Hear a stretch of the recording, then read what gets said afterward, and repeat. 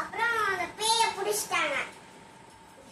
அப்புறம் அவங்க அந்த பூசாரி வரத பார்த்தா அவங்க பையன் வெளில போய் அப்பா கிட்ட அம்மா கிட்ட எல்லாத்தையும் சொன்னான்.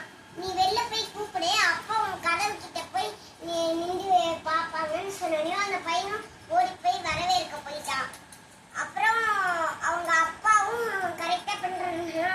அப்புறம் அவன் ப்ரீகேஜி தான் படிக்கிறான், அதனால அவனை பார்த்துக்கணும், காட்டுக்குள்ள வந்திருக்கோம் அப்படின்னு சொல்லிட்டு போறானா இல்ல தொலைஞ்சு போறானு கதவு கிட்ட இருந்தே பார்த்திருக்காரு. அப்புறம் அந்த பூசாரி வீட்டுக்குள்ள வந்தோடனே பேய பிடிச்சிட்டாங்க.